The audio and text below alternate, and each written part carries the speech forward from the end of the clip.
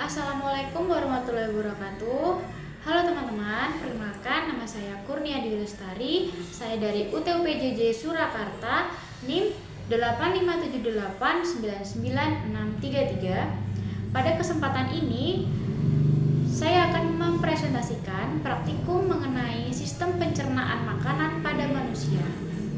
Melalui video ini, kita akan mempelajari pengertian sistem pencernaan, organ-organ yang berperan dalam proses pencernaan, serta bagaimana makanan yang kita konsumsi diproses mulai dari masuk ke dalam mulut hingga dikeluarkan melalui anus. Adapun tujuan praktikum ini adalah untuk memahami proses pencernaan makanan pada manusia serta mengetahui fungsi setiap organ pencernaan dalam mengubah makanan menjadi zat yang dapat diserap dan dimanfaatkan oleh tubuh. Oke, langsung saja kita bahas tentang materi pada pencernaan makanan. Sistem pencernaan adalah sistem organ yang berfungsi mengolah makanan menjadi zat-zat sederhana yang dapat diserap oleh tubuh untuk menghasilkan energi, membantu pertumbuhan, memperbaiki jaringan yang rusak, dan menjaga kesehatan tubuh. Makanan yang kita konsumsi mengandung berbagai zat gizi seperti 1.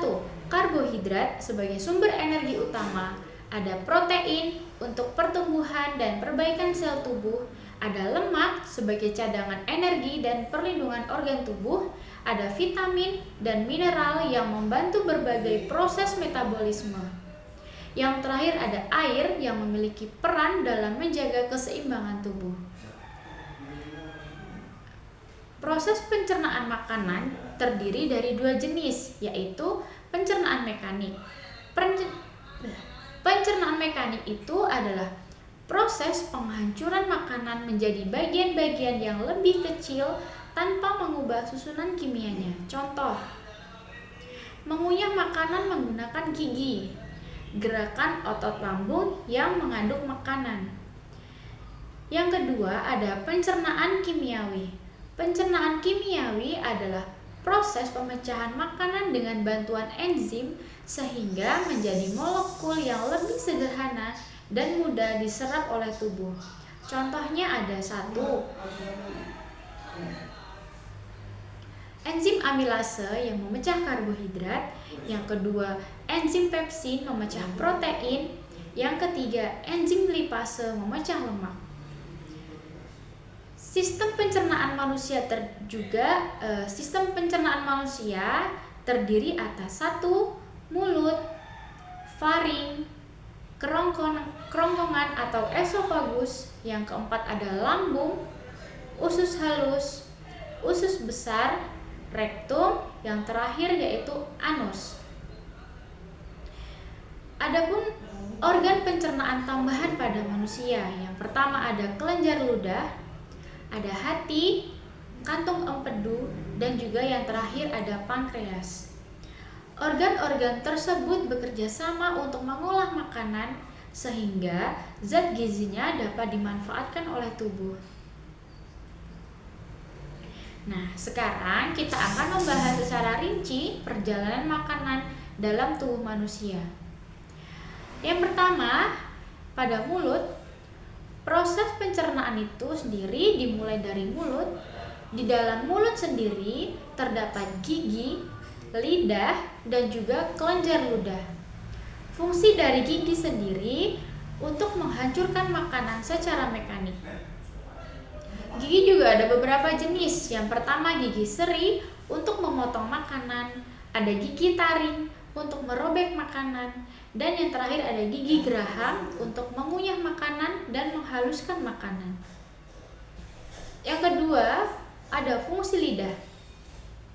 Lidah sendiri berfungsi untuk membantu mengecap rasa makanan, mengatur posisi makanan saat dikunyah, dan membantu proses penelanan makanan.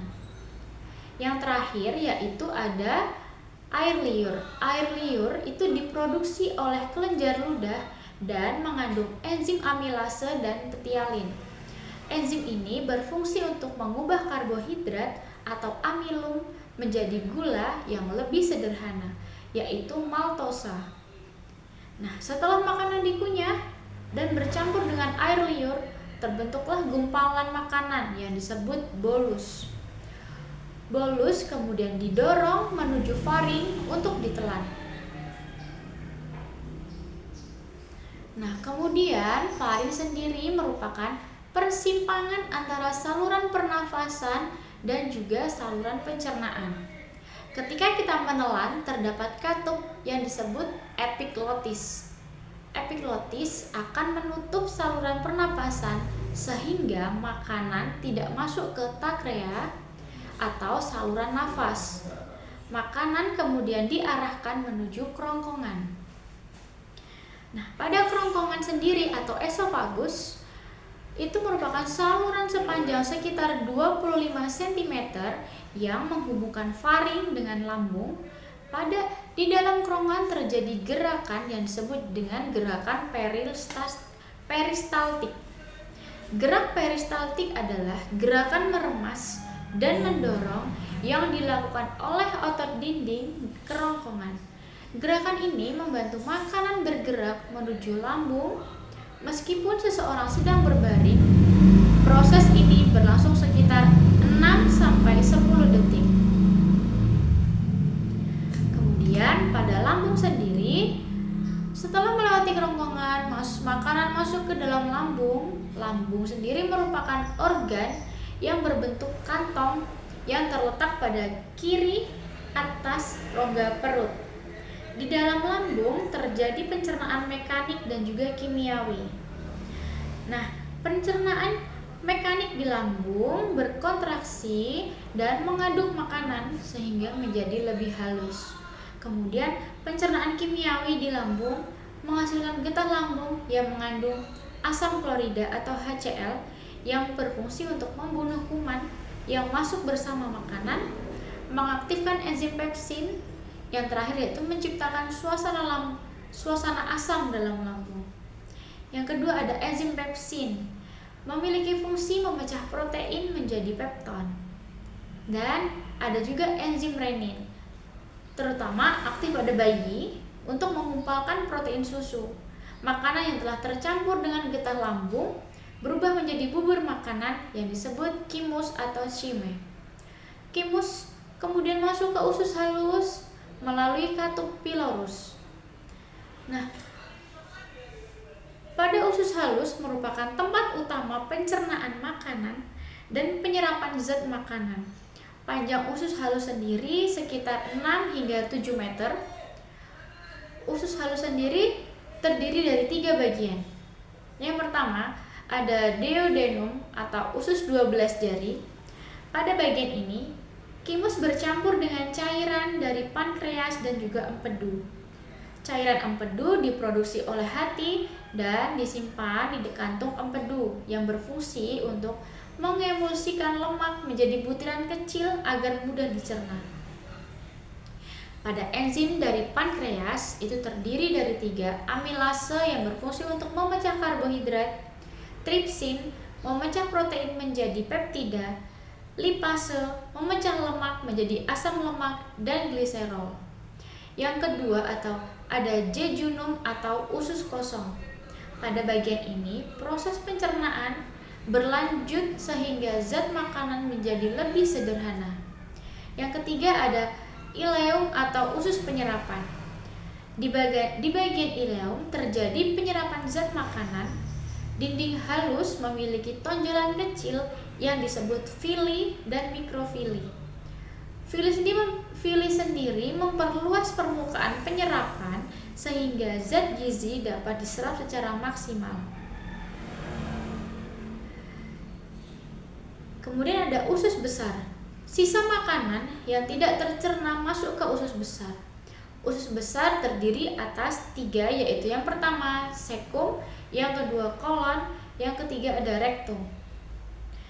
Nah, fungsi usus besar adalah menyerap air dan mineral. Air yang masih tersisa dalam sisa makanan akan diserap kembali oleh tubuh. Nah, tempat hidup bakteri baik, usus besar mengandung bakteri baik seperti Escherichia coli yang membantu membusukkan sisa makanan, membantu pembentukan vitamin K, menjaga kesehatan usus. Nah, di usus besar, sisa makanan berubah menjadi feses atau tinja. Proses ini berlangsung sekitar 12 hingga 48 jam. Kemudian, di rektum merupakan bagian akhir dari usus besar. Fungsi rektum sendiri adalah sebagai tempat penyimpanan sementara feses sebelum dikeluarkan. Ketika rektum penuh, saraf akan mengirimkan sinyal ke otak, sehingga timbul keinginan untuk buang air besar. Yang terakhir ada anus. Anus merupakan lubang terakhir pada saluran pencernaan. Anus memiliki otot sphincter yang dapat membuka dan menutup. Saat buang air besar, otot sphincter akan berelaksasi, sehingga feses dapat dikeluarkan oleh tubuh. Proses pengeluaran sisa makan ini disebut defekasi. Dengan keluarnya feses melalui anus, proses pencernaan makanan pada manusia selesai. Demikian penjelasan mengenai sistem pencernaan pada manusia, mulai dari pengertian. Demikian penjelasan mengenai sistem pencernaan makanan pada manusia, mulai dari pengertian sistem pencernaan hingga proses perjalanan makanan dari mulut, kerongkongan, lambung, usus halus, usus besar, rektum, dan akhirnya keluar melalui anus. Melalui praktikum ini, kita dapat memahami bahwa setiap organ pencernaan memiliki fungsi yang sangat penting dan saling bekerja sama untuk mengolah makanan menjadi sumber energi dan zat gizi yang dibutuhkan oleh tubuh. Terima kasih atas perhatian teman-teman. Wassalamualaikum warahmatullahi wabarakatuh.